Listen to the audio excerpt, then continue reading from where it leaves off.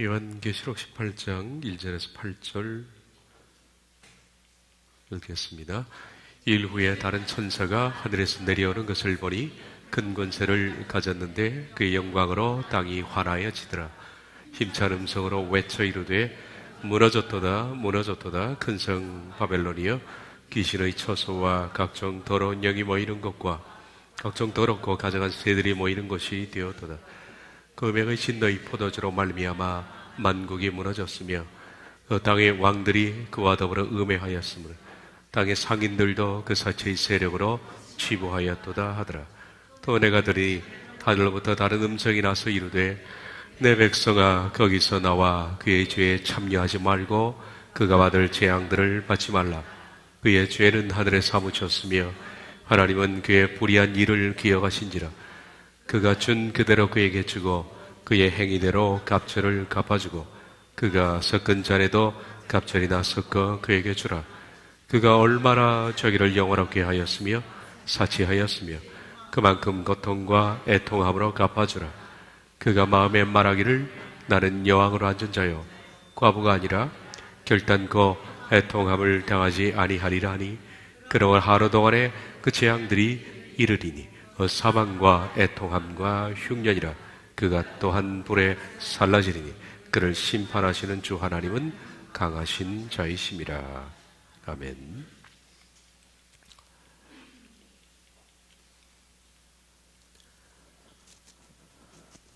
솔로몬은 도로의 히람을 시켜서 성전 건축을 했습니다. 그래서 실망한 성전 건축 기술자들인 네갑 족속들은 유랑 생활을 시작하게 되었습니다. 도로 히람이 성전 건축을 시작한 지 354년이 지난 후에 선지자 예레미야는 그 유랑 생활 중에 있는 네갑 사람을 만납니다. 그 네갑 사람들은 그 후손까지 영원한 나실인으로 살 것을 하나님 앞에 언약하고 있다는 사실을 예레미야가 발견을 했습니다. 그 후에 레갑 사람들은 북이스라엘에 예후가 일어나서 아합의 집을 진멸할 때 예후와 협력을 했습니다. 레갑인들은 예후라는 사람이 하나님의 신앙으로 회복할 걸로 생각을 했습니다. 이방 신상을 몰아내고 하나님의 진리를 바로 세워서 하나님 나라를 세울 것이라고 레갑 사람들은 믿었습니다. 예후라는 사람은 그런 인물이 될 것이다 라고 생각을 했습니다. 예후는 개혁을 했습니다마는 그러나 불완전했습니다. 여전히 예후는 개혁하지 못한 부분들이 많았고 완전한 신앙을 세우지 못했다는 것은 지난 시간에 우리가 봤습니다. 그래서 하나님께서도 예후를 칭찬하시면서 예후로부터 4대까지만 왕을 세울 것이다 라고 말씀을 하신 거죠. 그러자 예후의 개혁이 실패한 것으로 생각해서 레갑 사람들은 다시 실망하고 있는 가운데 남유다 쪽에서 느부갓네살에 의해서 바벨론 포로로 끌려가는 상황이 발생했습니다. 레갑 사람들은 기술자였기 때문에 기술자 집단은 2차 포로에 끌려가게 되죠. 그래서 그들은 바벨론에서 왕궁과 신전과 공중정원을 건축하는 일과 그와 가까이 문화공사에 동원이 되었습니다. 그러니까 바벨론의 문화는 실은 레갑 족속들의 많은 기술로 이루어졌다라고 말할 수 있습니다. 그리고 하나님께서는 남유다가 70년 동안 포로기를 거칠 것이다라고 말씀하신 대로 70년이 찼고 파사의 고레스가 다시 이스라엘 족속을 돌아갈 것을 명했습니다. 그때 고레스의 측근으로 하나님께서 그를 유다 사람이었지만은 붙여놓았던 스룹바벨이라는 레갑 족속의 출신인 사람이 레갑인들을 인솔해서 고국으로 돌아왔습니다. 여기에 대해서는 구약 성경에 잘 기술되어 있습니다. 그들은 무너진 이스라엘 성벽을 보면서 울고 이걸 다시 회복하려고 했습니다마는 산발랏이라는 사람들의 방해로 인해서 이루지를 못한 채 다시 역사는 소용돌이 속으로 빠졌습니다. 바벨론은 이어서 메데파사 정권 다음에 헬라 제국이 들어섰습니다.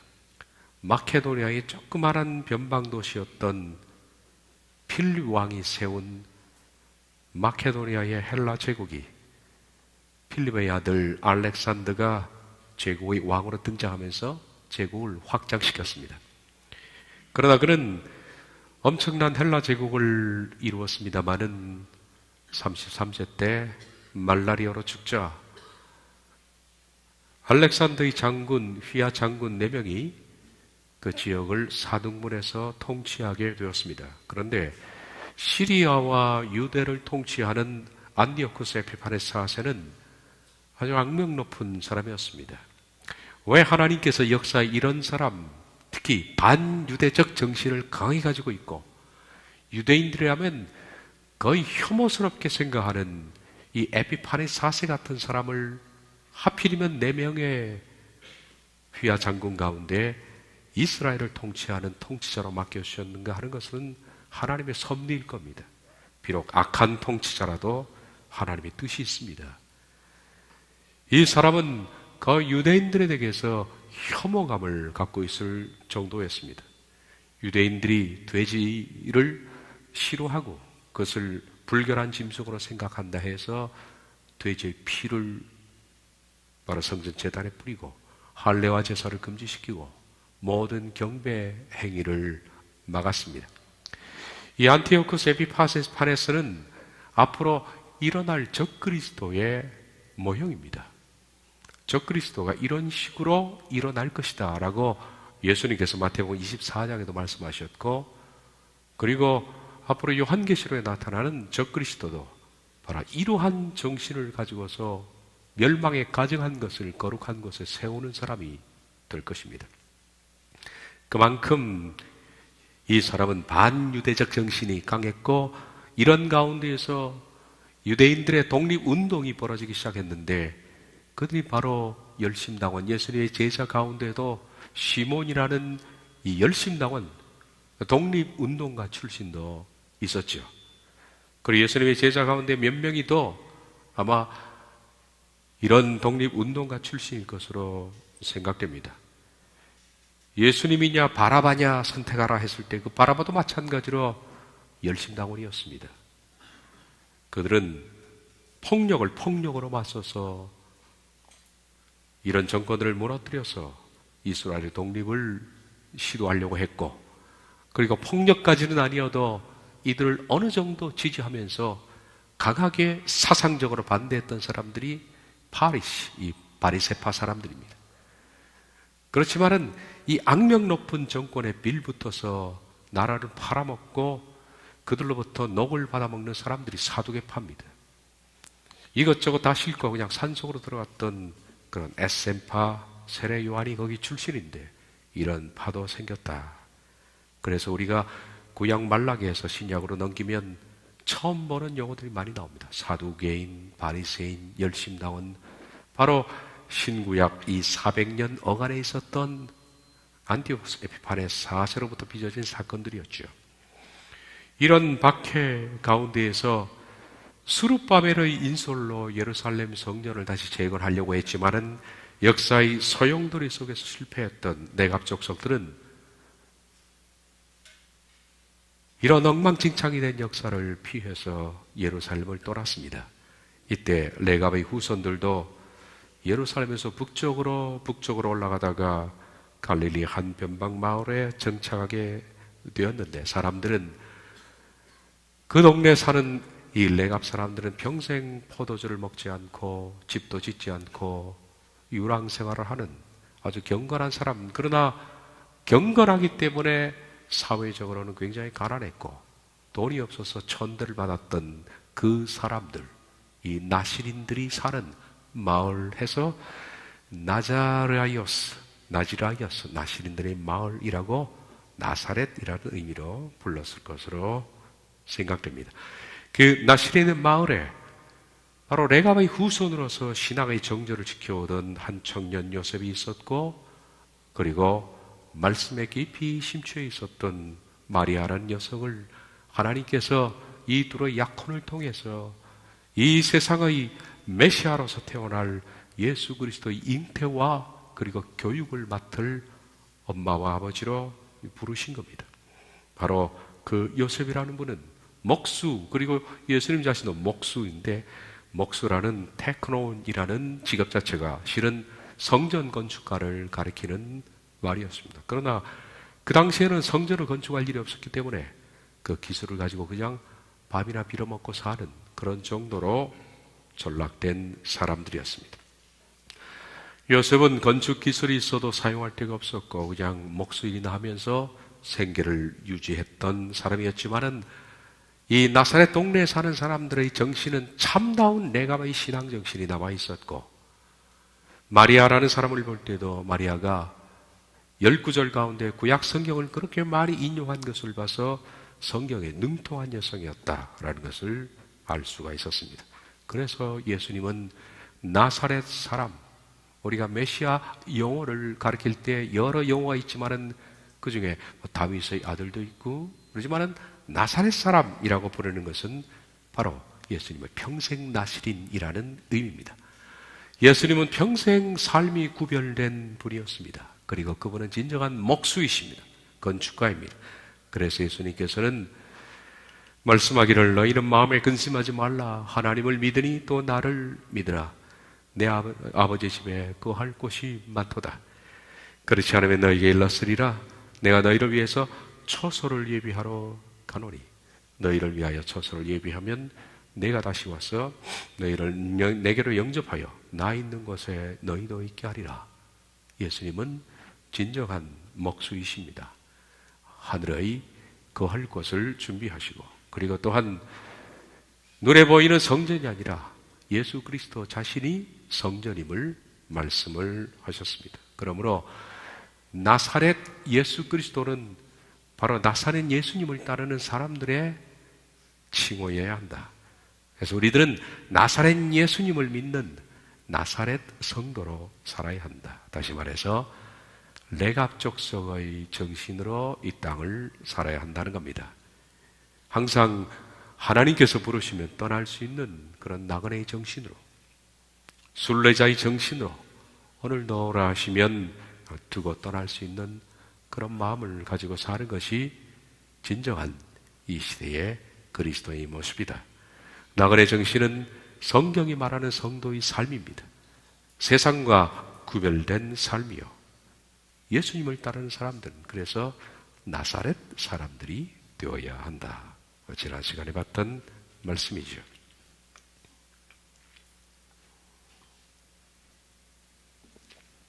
계시록 18장 1절에 3절을 보면, 이후에 다른 천사가 하늘에서 내려오는 것을 보니 큰 권세를 가졌는데 그의 영광으로 땅이 환하여지더라. 힘찬 음성으로 외쳐 이르되 무너졌도다 무너졌도다 근성 바벨론이야. 귀신의 처소와 각종 더러운 영이 모이는 것과 각종 더럽고 가증한 새들이 모이는 것이 되었도다. 그 음행의 진의 포도주로 말미암아 만국이 무너졌으며 또 왕의 땅의 왕들이 그와 더불어 음행하였으며 땅의 상인들도 그 사체의 세력으로 치부하였도다 하더라. 몇 주 전에 말씀드린 것처럼 바로 이 무너진 바벨론, 큰 성 바벨론, 이것은 반하나님 사상과 인간 타락의 고향인 인본주의 헬레니즘이 있는 바로 그 장소, 그걸 가리킵니다. 그게 하루아침에 멸망할 것이다.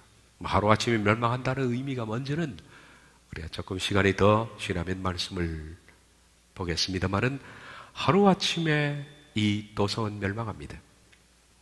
하나님께서 그렇게 싫어한 이 카인의 문화의 뿌리가 있는 인본주의적 사상을 철저히 가지고 있는 그리스 로마 문화를 의미한다. 그 장소가 바로 서유럽입니다.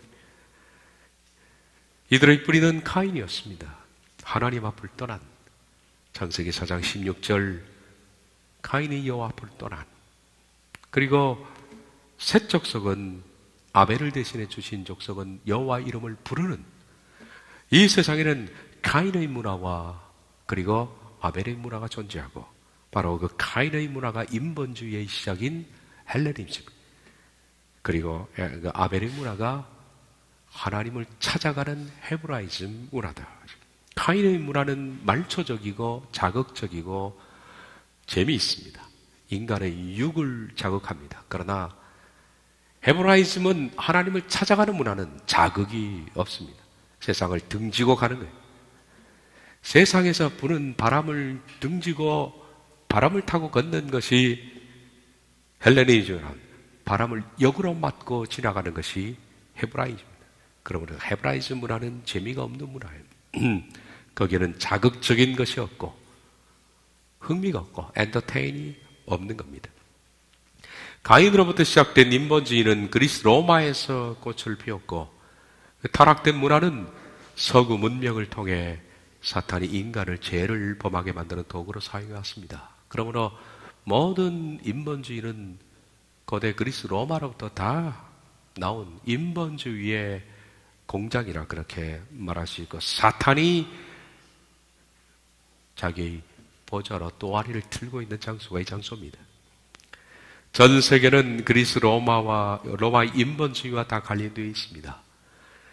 지금 우리가 가지고 있는 모든 인간의 사상, 정치, 철학, 예술, 경제, 인생사, 이것이 다 여기서부터 나왔고 그 문화 속에 가치를 두고 있습니다. 바로 그 인본주의의 뿌리는 반하나님적인 가인의 문화라 그렇게 말씀을 드렸습니다. 가인에게서부터 시작돼 꽃을 피운 그리스 로마의 인본주의는 모든 인류를 취하게 만들었습니다. 그래서 성경이 말씀하기를 그 간음의 분노의 포도주라고 했습니다. 인본주의의 포도주를 마시게 되면 사람이 취해버립니다. 만몬신에 취합니다. 그래서 돈이 최고인 겁니다. 모든 것을 돈으로 가치 척도를 하고 사람도 돈으로 가치를 재는 겁니다. 이 세상에 가진 것과 눈에 보이는 것과 이런 것들로 가치를 재는 그런 사람들은 전부 간음의 분노의 포도주에 취한 겁니다. 그 포도주를 마시게 되면 이 세상에 대한 욕망과 탐심이 생기고 이기주의가 되고, 오전에 말씀을 나눈 것처럼 자기 애에 사로잡히게 되고 이 세상의 것들을 자랑하게 되고 그것을 가지려는 욕망과 못 가진 것에 대한 열등감, 그것을 가지게 되면 교만이 되고, 이런 것들이 인본주의가 준 문화들입니다. 인본주의에 깊이 심취한 사람일수록 헤브라이즘으로 가기가 힘든 겁니다. 신앙으로 가기가 힘들어요. 이 헬레니즘 문화를 과감히 우리가 잘라내지 못하고서는 결코 하나님의 나라를 향해서 갈 수가 없다는 거죠. 하나님은 이 인본주의가 이 세상을 점령하고 이 세상의 모든 방식과 가치관을 결정하지만은 앞으로 이 인본주의를 하루아침에 그 인본주의 고장을 무너뜨린다. 사절을 보면 하늘로부터 다른 음성이 나서 이르되 내 백성아 거기서 나와 그의 죄에 참여하지 말고 그가 받을 재앙들을 받지 말라. 하나님의 백성들은 거기서 나와야 합니다.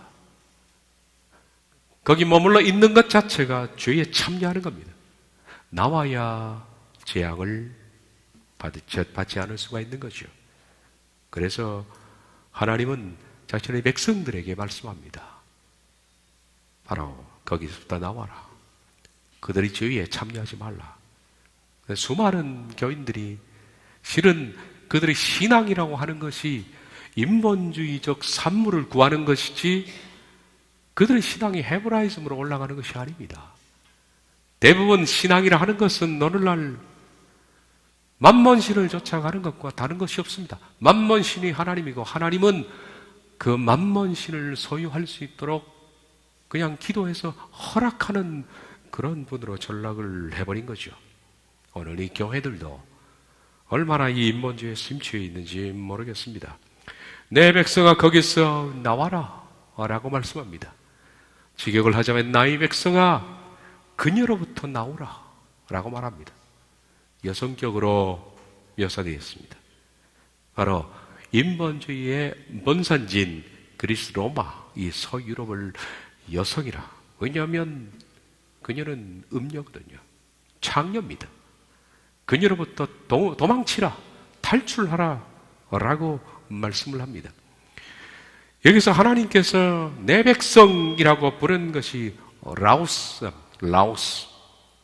라오스는 정확하게 번역을 하자면 백성이 아니라 민중입니다. 민중. 주로 사상적인 사람들이 쓰는 용어인지라 우리들은 민중 그러면 주로 좌파 사람들이 쓰는 용어로 생각합니다만은 좌파적 용어로 생각하지 말고요. 그냥 그 민중이라고 번역을 해봤습니다. 저는 좌파도 우파도 아닙니다. 백성은 여기서 라오스를 번역하면 민중입니다. 라오디게아 할 때 라오스디케아, 그것을 합치면 라오디게아가 됩니다. 디케라는 것은 통치입니다.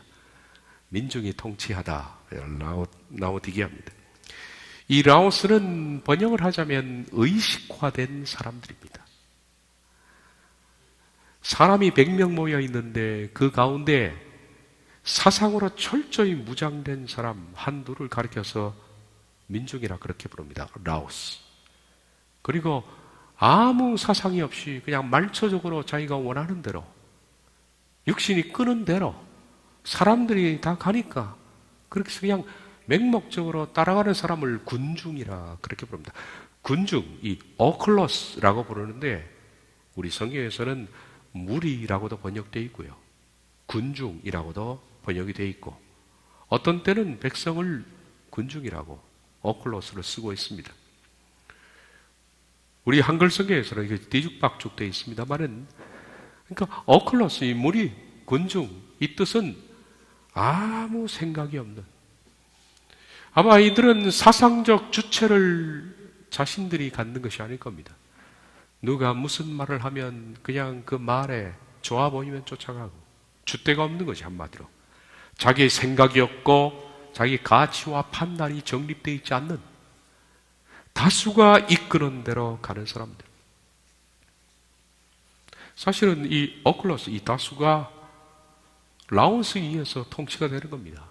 100명 가운데 민중이 딱 한 사람이 있으면 99명을 끌고 갑니다. 이 민중의 힘이죠. 그게 무서운 거예요. 이념화된 사람 한 사람이 100명 아니라 1000명, 10,000명도 끌고 가는 겁니다. 우린 이념화된 사람을 굉장히 무섭게 생각합니다. 이것이 세상 일들입니다. 이념화된 사람들은 절대 꺾을 수가 없습니다. 종종 우리가 뉴스에 보는 것처럼 여기서도 절대 대한민국 국적을 갖지 않는 사람들, 그런 사람들 있지 않습니까? 끝까지 북으로 가겠다는 사람들, 그런 사람들은 어찌 할 수가 없습니다. 죽여도 안 되고 무슨 협박을 해도 안 되고 고문해도 안 되고, 그런 사람들이 이념입니다. 이념화된 사람은 어떤 협박이나 어떤 굶주림이나 어떤 폭력을 행사해도 절대로 꺾이지 않습니다. 그런데 이 무리들은 약간만 협박하면 금방 맡겨버립니다. 가머니설로 몇 마디 하면 무리들은 그냥 따라갑니다. 무리들은 말초적입니다. 그저 좋은 것, 향락이 있고 쾌락이 있고 부가 있고 평안이 있고 이런 것이라면 그냥 무리지어서 그냥 아무 생각 없이 본능을 따라서 쫓아가는 군중들을 무리라 그렇게 말합니다. 여러분, 우리가 하나님 백성 할 때 하나님의 군중이 아닌 것을 기억해야 합니다. 하나님 말씀하셨죠? 내 백성아, 내 민중아, 거기서부터 나오라. 그녀로부터 나올 수 있는 사람은 무리가 아닙니다. 무리는 절대 못 나오게 되어 있습니다.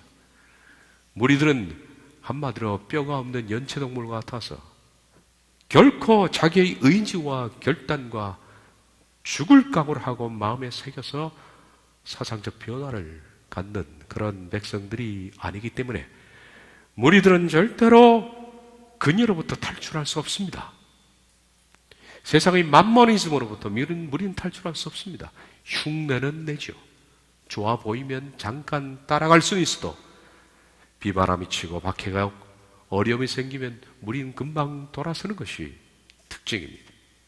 무리들은 약간의 데미지만 주면 100명이 모이면 100명이 다 뿔뿔이 흩어집니다.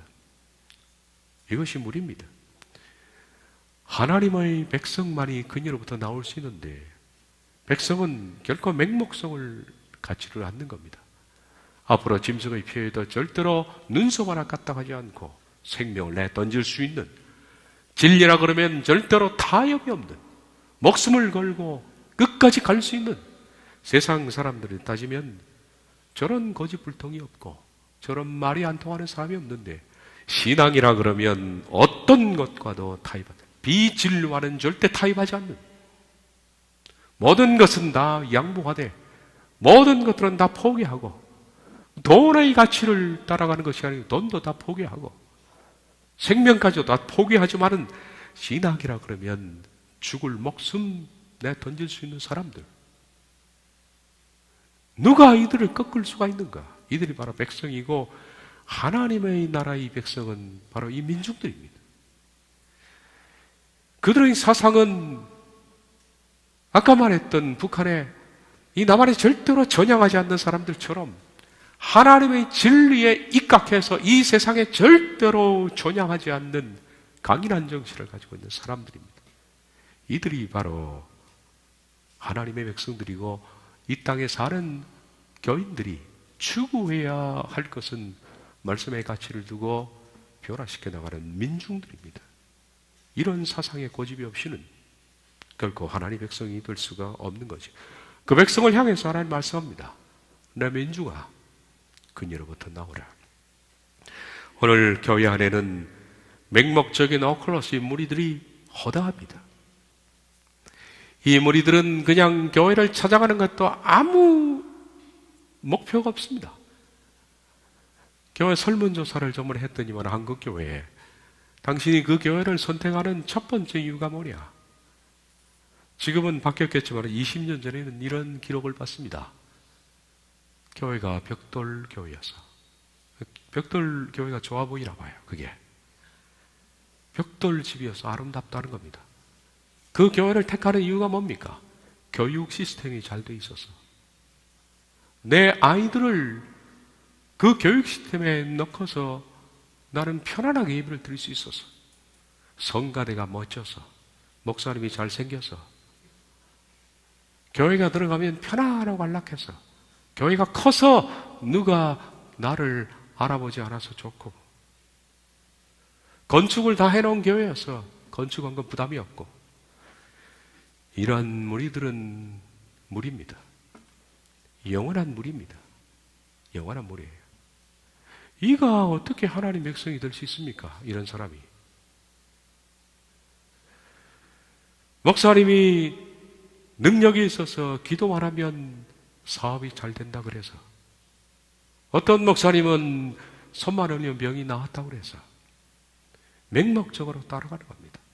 부를 쫓아서, 행운을 쫓아서, 소위 세상에 말하는 축복을 쫓아서, 좋은 문화를 즐기기 위해서, 좋은 교육을 받기 위해서 아무 생각 없이 그냥 이 무리 갔다가 저 무리 갔다가 탈이 생기면 우르르 이리 옮기고 저리 옮기는, 나는 이런 사람들이 단 하나도 하나님 백성이라고 생각하지 않습니다.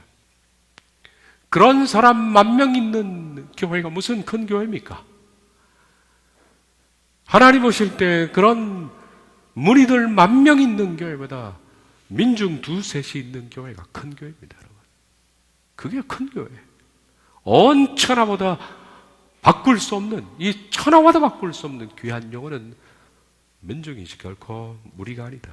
의식화된, 철저히 말씀으로 의식화된 사람. 이 사람들은 옳고 그름에 대한 인식이 없는 사람들입니다. 그러다 보니까 하나님 말씀이 바르게 선포되는 것에 대해서 관심이 없다. 이상한 일은, 많은 무리들은 설교에서 하나님 말씀을 찾으려고 하는 그런 관심을 두지 않습니다. 어떤 교회가 굉장히 빠르게 안양에 성장을 했는데 그 교회는 설립한 지 5년 만에 수천 명이 모였습니다. 제 친구가 제가 전도사 때 거기 전사로 들어갔는데 가서 들어가서 보니까 그 교회가 성장한 이유를 그 목사님이 그렇게 말합니다. 우리 교회가 이렇게 빨리 성장한 이유가 뭔지 아십니까? 궁금하죠? 설교가 15분에 끝난답니다. 그게 나의 메리트야. 나의 메리트. 교인들은 그걸 좋아하는 거예요. 15분 만에. 15분 같으면 설교 준비할 필요도 없죠. 그냥 대충 시작해서 잡담 몇 마디 하면 끝날 것 같아요. 15분 하면 아무것도 준비할 필요가 없습니다. 15분 만에 끝난대요. 몇 마디 하면 딱 끝납니다. 예배는 총 40분인데 설교는 15분입니다. 나머지는 다른 의식들로 채워져 있죠. 그러니까 교인들이 좋아한다는 거예요. 그걸 왜 좋아할까요? 그걸 왜 좋아할까요? 예배를 때웠다라는 안도감을 주는 것 아니겠습니까? 그런 교회가 메리트가 있어서 몰려서 그런 또 사람들은 또 헌금을 잘합니다. 진리가 있는 곳에는 헌금도 잘 안 해요. 11조 아깝다, 감사헌금 아깝다, 바르게 가르쳐 놓으면 그런 걸 또 희한하게 하라는데 그런 맹목적인 교회일수록 헌금 잘합니다. 잘 섬기고 교회가 물질로 충분합니다. 나는 이것을 연구해서 한번 논문을 써보고 싶습니다. 왜 그럴까 도대체? 왜 이따일까? 사람들은 참 이해가 안 가는 대목 중에 하나입니다. 물론 하나님 말씀이 바로 선포되는 것에 관심이 없다 보니까 말씀을 따라 사는 것도 관심이 없습니다. 그냥 모여서 예배 드리고 왔다. 안락한 분위기 속에서 이거밖에 없는 거죠. 자신의 부와 행복을 위해서 그것을 충족시킬 수 있다고 생각하는 지도자를 만나면 맹목적으로 자신의 뇌를 빼서 다 맡겨버리는 겁니다. 아, 저분은 사람들이 말하기를 단기간에 교회를 성장시켰으니까, 단기간에 교회도 크게 지었으니까 하나님과 뭐 직통하는 분인가 보다. 그래서 저분만 따라가면 된다라고 마음이 딱 서면 그 다음엔 뇌를 빼서 맡겨버립니다. 무슨 말을 해도 믿어버리고 무슨 지시를 해도 따라갑니다. 맹목성을 가지는 하나님의 민족은 절대로 맹목적이지 않습니다. 날카롭습니다. 말씀에 입각해서 아닌 것을 잘라내고 말씀을 기준해서 판단하고 따라가기 때문에 이런 군중들과는 완전히 다르다. 이런 군중들은 부와 행복과 성공이 그들의 목적일 뿐입니다. 그래서 실은 그들은 하나님을 섬긴다 하지만은 바알을 섬기죠. 그들이 부르는 하나님은 이름만 하나님이지 실은 그 내용물은 바알입니다. 이름만 목사님이지 실은 바알의 제사장과 똑같아. 따릅니다. 진리도 없고 윤리도 없고 판단도 없는 겁니다. 그러니까 이번에 서초구에 있는 어떤 교회처럼 학력 위주가 다 들통이 날 수도 그냥 남아있는 겁니다. 도대체 제가 알기로는 이 서초구에 거의 대부분이 대학 나온 사람들이고 사회적으로 명망 있는 사람이 득실득실한데 고등학교, 대학교, 대학원까지 전부 위조한 거 아니에요, 학력을. 고등학교도 아니고 대학도 아니고 대학원도 아니고 그런데 여전히 남아있는 사람은 그대로 남아있는 겁니다. 목사가 학력이 좋아야 된다는 말은 아닙니다. 학력의 유무를 떠나서 솔직하라는 거예요. 솔직하라는 거예요. 진솔하라는 거죠. 근데 대법원에서 당신 엉터리야. 알아보니까 목사의 자격이 없어. 대법원 판결을 보니까 정말 그렇더라고. 총신대학원은 제일 처음에 들어갈 때, 대학원 입학할 때 다른 곳에서 목사인 사람이 대학원을 들어오려면 목사 안수증을 내고 1년 과정을 합니다. 아니면 목사가 아닌 사람들이 오면 보통 2년, 길게는 3년 정도 과정이 있습니다. 그때는 편입이라고 그러죠. 편입. 그런데 그 목사님은 편입이 아닙니다. 목회자 후보생으로 입학을 했더라고요. 목회자 후보생은 전혀 대학원과 무관한 사람입니다. 다른 데서 대학원을 했던 사람이 아니라 그냥 신학대학이래, 일반 대학이, 거기서 앞으로 시험을 봐서 목사가 되겠다고 서류를 낼 때 목회자 후보생을 하는 거예요. 제가 그런 과정을 다 거쳤죠. 근데 서류상 목회자 후보생이더라고. 그게 목회자 후보생이면 다른 데서 인정이 안 된 거죠. 그런데도 편목이었다고 끝까지 고집을 하는데 사람들은 그것을 모르니까 받아들이는 거예요. 대법원이 판결을 했으면 바로 알아야죠. 근데 왜 학력을 그렇게 속이는지 모르겠습니다. 최근에 대형교회 이단으로 정죄가 이미 됐지만은 사람들은 어디 이단이라 그럽니까? 다시 목사라고 부르는 거죠. 성폭행 증언자들이 그렇게 많이 나와도 교회가 끄떡이 없습니다. 성추행 사실을 폭로해도 가까운 측근인 부목사가 양심 선언을 해서 우리가 모여서 어떻게 하면 이것을 무마할 것인가 회의도 했다라고 해도 여전히 신도들은 줄지 않고 모이는 겁니다. 이게 바로 오크로스, 이 무리의 단계를 넘어서서 맹신도라 그렇게 부르는 겁니다. 민중은 이런 사람 하나도 없어요. 이런 맹족을 하는 사람 중에 천국 갈 사람 저는 없다고 봅니다. 하나님의 백성은 나왔습니다. 민중입니다. 철저히 그들의 사상은 하나님 말씀으로 무장이 되어 있고 가치가 성경에 달려 있는 거예요. 여러분은 하나님의 백성이라면 목사 없이도 바르게 진리를 따라갈 수 있는 사람이 되어야 합니다. 목사 없이도 그 사람은 이 세상이 꺾을 수가 없는 사람이죠. 목사 의존증 사람들은 거의 다 무리들입니다. 무리예요. 목사 실제로는 바알 제사장의 말에 맹목적인 이들은 다 의식이 없는 무리들입니다. 분명한 것은 하나님의 백성은 무리들이 아니라는 겁니다. 성경에 나와 있는 하나님 백성이라는 것은 라오스 투 데우, 하나님의 민중들입니다. 바로 의식화된 사람, 말씀으로 철저히 의식화되어서 말씀대로 살려는 사람, 그들은 독립적인 사람이고 결코 꺾을 수 없는 사람인데, 이 사람들은 밖으로 보기에는 굉장히 선하게 보입니다. 그들은 선하게 보입니다. 이 사람들은 모관하지 않습니다. 그들은 바른 판단과 높은 도덕성과 훌륭한 시민입니다. 그리고 직장에서는 존경을 받고 인정을 받는 사람입니다. 가정에서도 하나님의 민중은 존경을 받는 이들입니다. 교회에서도 많은 사람에게 존경을 받고 탁월한 신앙의 사람입니다.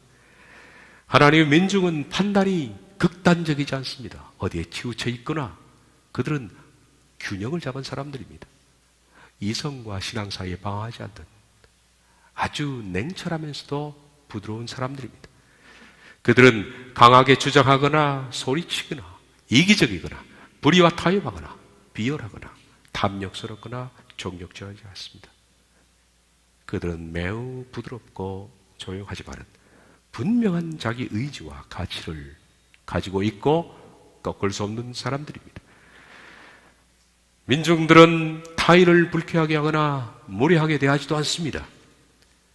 그들은 또한 세상의 시류에도 민감하게 반응하지 않습니다. 세상의 여러 가지 사건들, 일들, 세상의 가치들에 그들은 동요하거나 거기에 휩쓸리질 않습니다. 하나님의 민족은 밝고 따뜻하나 지나치게 친절하지도 않고 그리고 떠들지도 않습니다. 늘 변함이 없고 언제나 그 모습 그대로죠. 왜 그 사람들이 사회나 직장이나 가정이나 여러 공동체에서 좋은 사람으로 그렇게 인식되느냐 하면 바로 그들의 내면적 성품에 있기 때문입니다. 다시 말하면 그들은 좋은 성품을 가진 사람인데 그 좋은 성품이라는 것은 그들이 내적 자아가 죽어서 생긴 신의 성품들 때문에 그런 겁니다. 바로 그런 사람들이 하나님의 라오스입니다. 그들은 부와 행복과 성공을 위해서 맹목적으로 지도자를 따르지 않습니다. 그들이 지도자를 따르는 유일한 이유는 말씀에 있습니다. 그들의 기준은 오직 하나님 말씀입니다. 그들은 말씀을 세밀하게 분석하고 바르게 해석하고 그 결과 바른 삶을 살아가려는 하나님의 사람들입니다. 그들이 바로 하나님 말씀으로 철저히 의식화된 사람이고 그들이 바로 라오스투데우 하나님의 민중인 겁니다. 여러분들은 민중입니까? 군중입니까? 스스로에게 한번 물어봐야 합니다. 민중은 흔들리지 않습니다. 100만 명의 군중이 한 명의 민중을 이기지 못합니다. 하나님의 나라에 들어간 하나님의 민중들은 전부 그렇게 말씀으로 의식화된 사람들이죠. 이런 사람이 되려고 우리가 좁은 길 가자 그러는 겁니다. 여러분이 진정한 하나님 백성 되시면 오늘 하나님 말씀이 들릴 겁니다. 라오스무 내 백성아 거기서 그녀로부터 탈출하라. 기도하겠습니다.